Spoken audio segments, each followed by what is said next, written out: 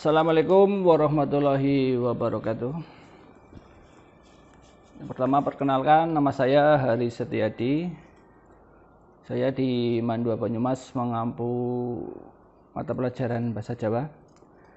Untuk kali ini saya diberi tugas untuk dalam acara Matsama untuk menyampaikan materi tentang sejarah MAN 2 Banyumas ya. Kita semua tahu nama MAN 2 Banyumas ini sudah tidak asing lagi bagi semua kalangan ya.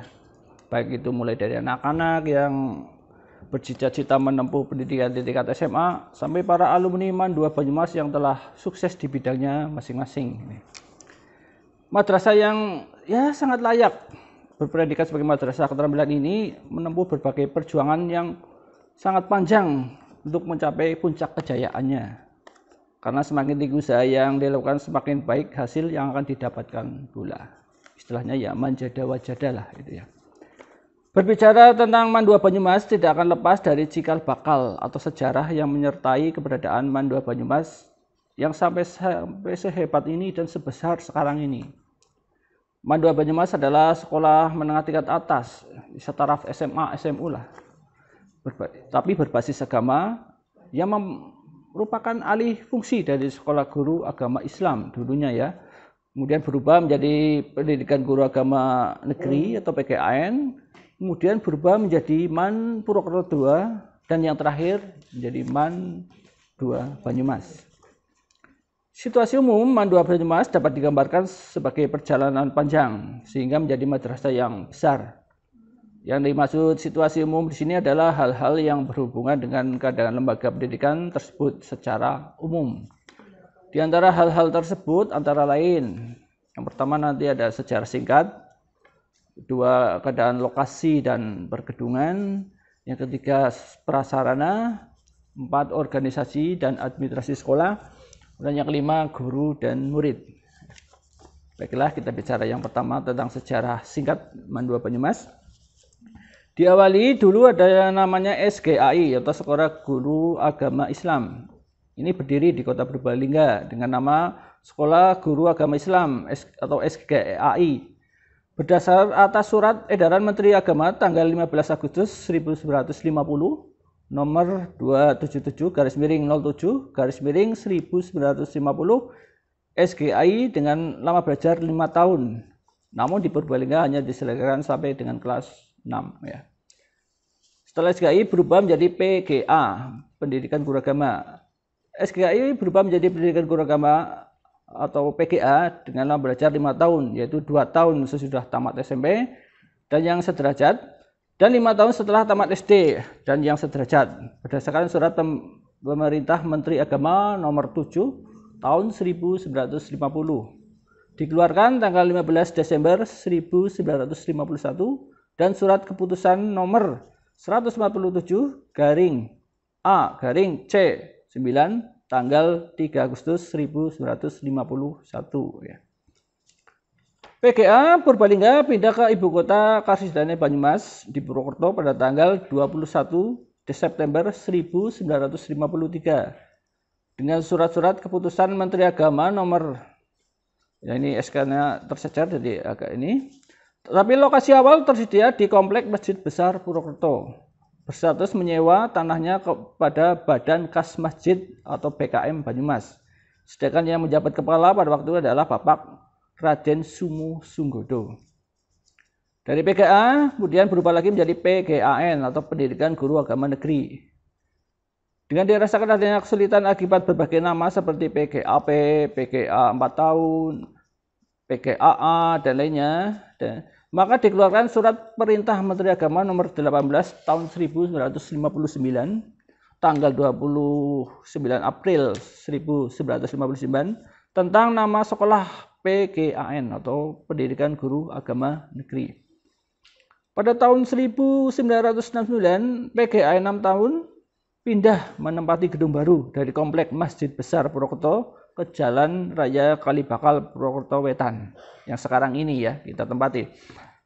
Kemudian PGAN berubah menjadi MAN Purwokerto II. PGAN kemudian berubah menjadi MAN Madrasah Aliyah Negeri atau MAN ya, Purwokerto II berdasarkan surat keputusan Menteri Agama RI nomor 42 tahun 1992 tentang pendidikan guru agama negeri atau PGN menjadi Madrasah Aliyah Negeri tertanggal 27 Januari 1992 yang berlaku mulai tanggal 1 Juli 1992. Sebagai Madrasah Aliyah, MAN Purwokerto II adalah SMU yang berdiri dan berciri khas agama Islam yang merupakan bentuk satuan pendidikan dan pendidikan menengah umum yang sesuai dengan KMA nomor 370 tahun 1993 mengutamakan penyiapan siswa untuk hal-hal sebagai berikut ya. Yang pertama itu melanjutkan pendidikan pada jenjang pendidikan tinggi. Yang kedua, mampu mengembangkan diri dalam pengembangan ilmu pengetahuan, teknologi, dan kesenian yang dijiwai agama Islam. Kemudian yang ketiga, mampu menjadi anggota masyarakat dalam mengadakan hubungan timbal balik dengan lingkungan sosial, budaya, dan alam sekitar yang dijiwai oleh suasana kenyamanan. Oleh karena itu, maka di dalam isinya mencerdaskan kehidupan bangsa, Madrasah Aliyah diakui sebagai subsistem pendidikan yang mendidik manusia Indonesia untuk menjadi agent of development yang sanggup membangun dirinya dan sekaligus ikut berpartisipasi dalam pembangunan bangsanya. Ya.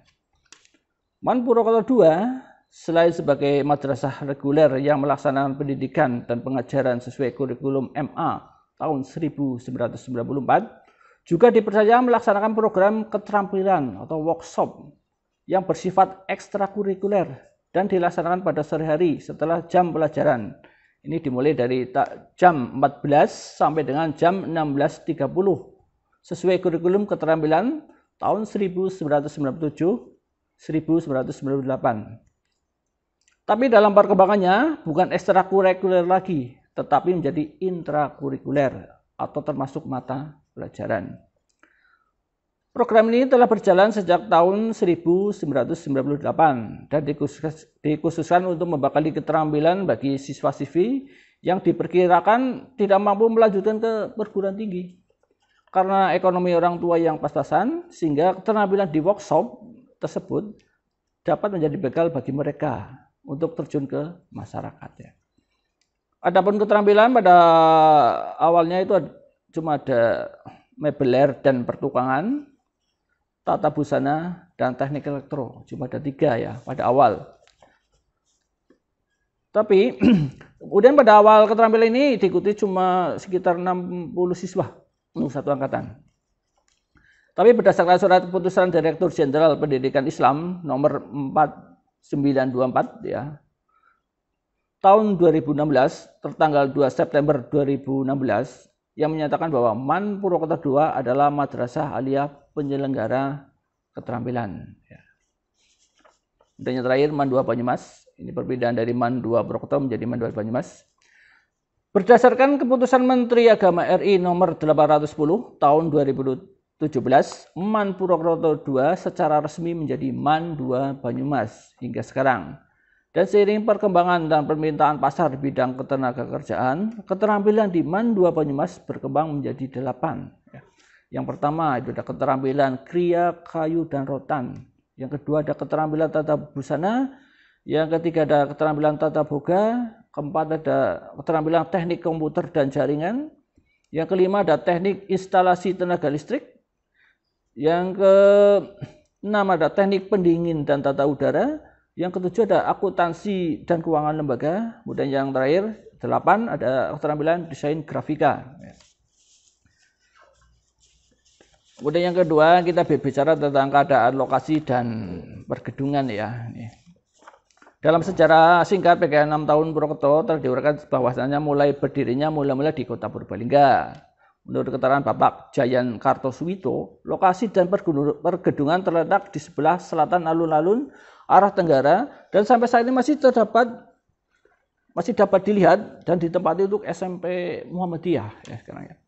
Selanjutnya pada tahun 1953 pindah ke ibu kota Karsinan Banyumas Purwokerto dengan menempati gedung di komplek Masjid Besar Purwokerto sebelah utara yang sampai saat ini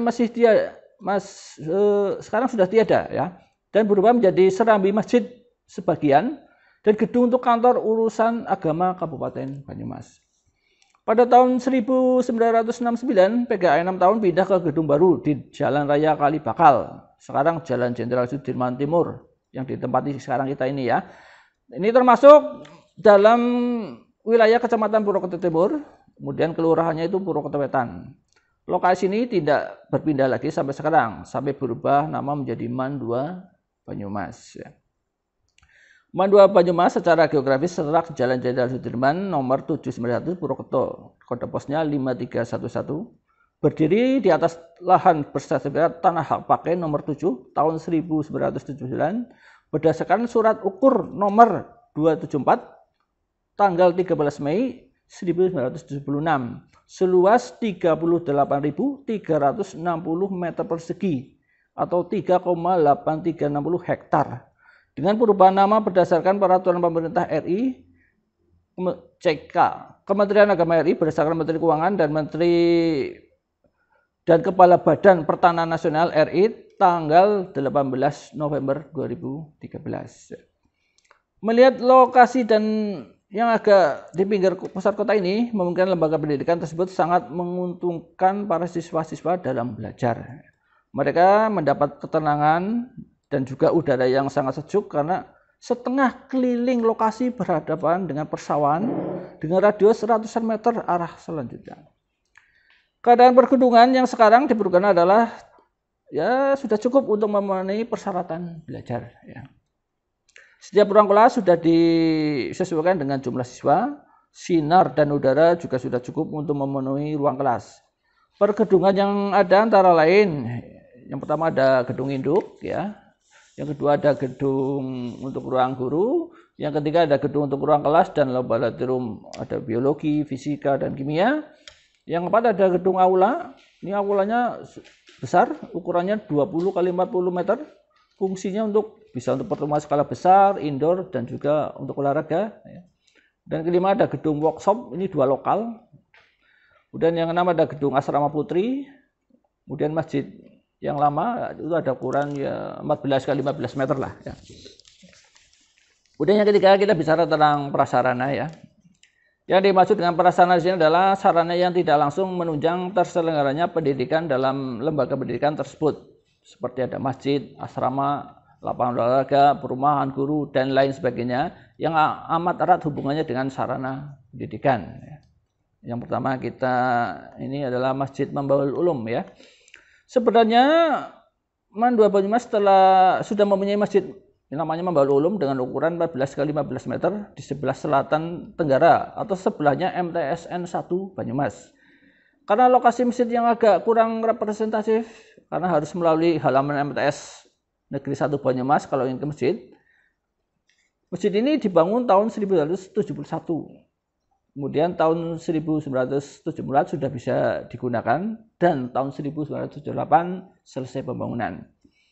Penentuan lokasi di sebelah selatan tenggara dikandung maksud karena di samping masjid yang sekarang ditempati MTSN 1 Banyumas sebenarnya diperuntukkan untuk pembangunan asrama putra PGAN. Sehingga para siswa putra yang menghuni asrama nantinya akan memakmurkan masjid tersebut. Ternyata keburu ada perubahan regulasi baru pendidikan guru agama negeri atau PGAN 6 tahun menjadi PGAN 3 tahun. Yang selanjutnya beralih fungsi menjadi Madrasah Aliyah atau MAN dan Madrasah Sanawiyah Negeri atau MTSN.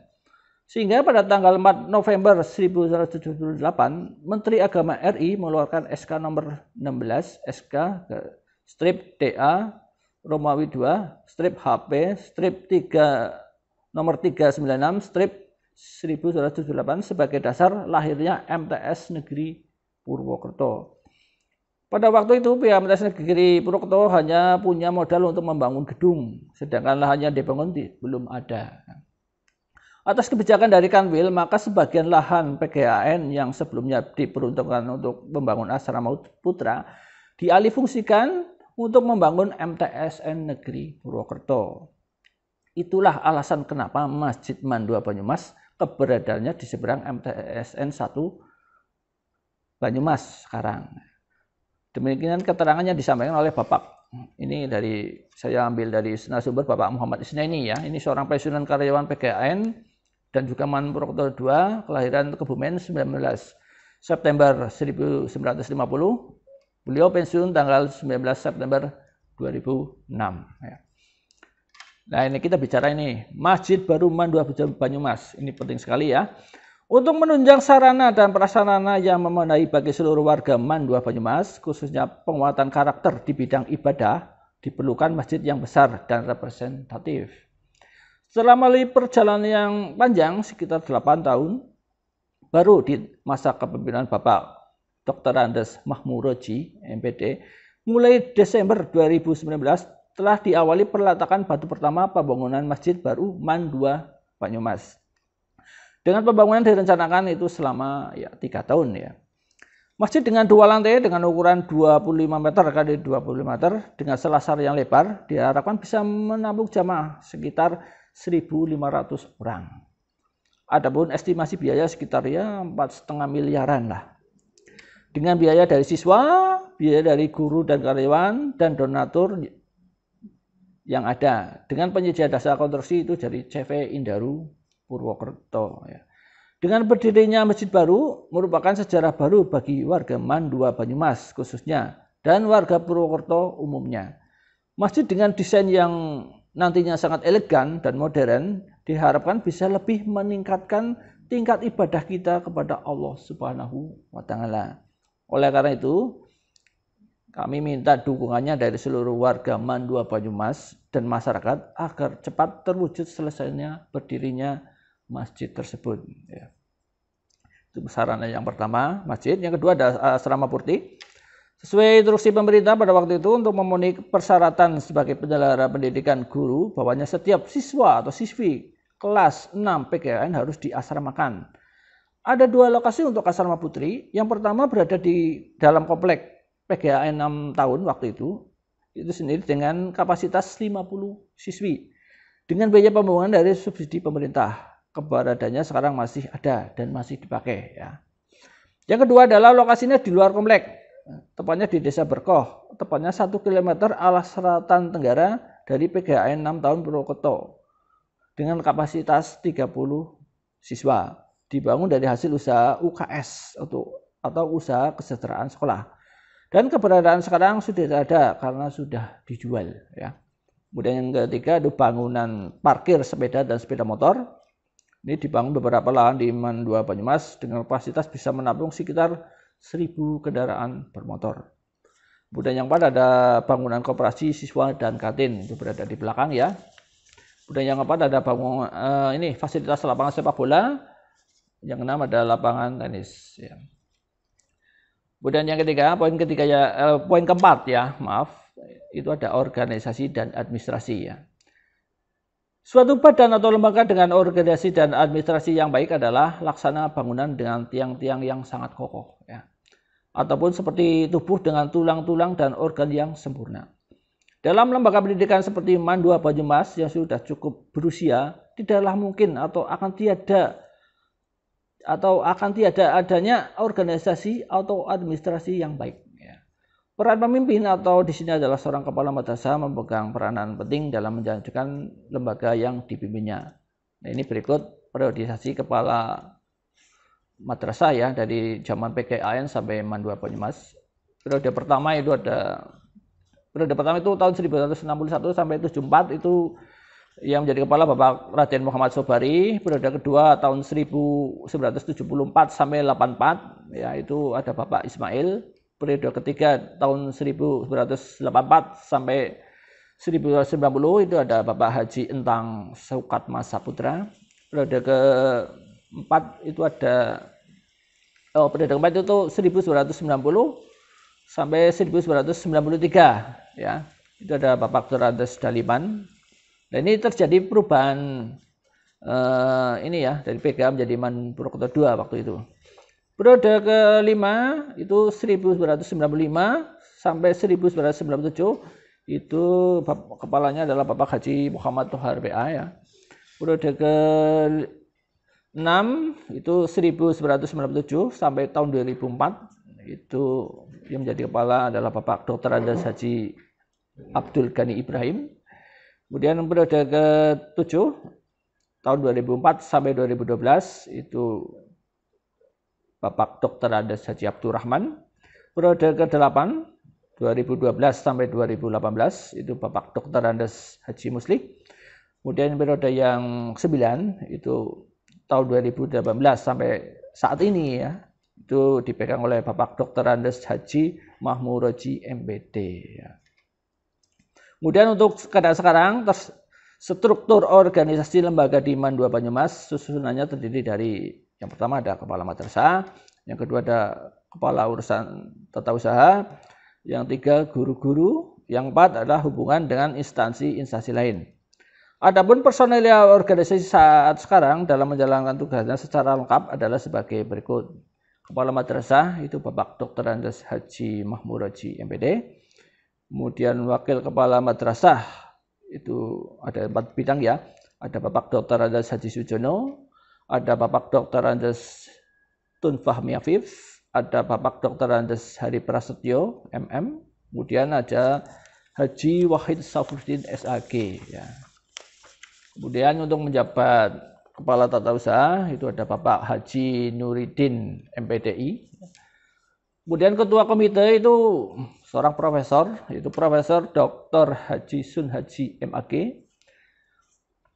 Untuk staf atau karyawan TU itu ada 24 orang ya. Guru-guru itu ada 85 orang. Di samping organisasi madrasah terdapat pula organisasi yang dipimpin dan dilaksanakan oleh orang-orang di luar karyawan MAN 2 Banyumas, seperti adanya komite madrasah. Personil komite terdiri dari para wali murid dan orang yang dipandang simpati dan mau belajar dan bekerja untuk kemajuan MAN 2 Banyumas. Kemudian yang terakhir ini ya, kita bicara yang poin kelima, itu keadaan guru dan murid. Keadaan guru atau tenaga pengajar sangat membanggakan melihat dari segi latar belakang pendidikan yang mereka miliki. Mengingat bahwa keadaan pendidik pada suatu lembaga pendidikan, guru sangat menentukan prospek keberhasilan pendidikan dan pengajaran yang dilaksanakan.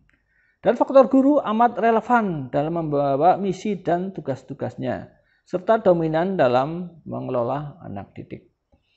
Kesemuanya jumlah guru tersebut adalah guru tetap atau statusnya ASN dan guru tidak tetap atau GTT yang diusahakan sendiri oleh pihak madrasah.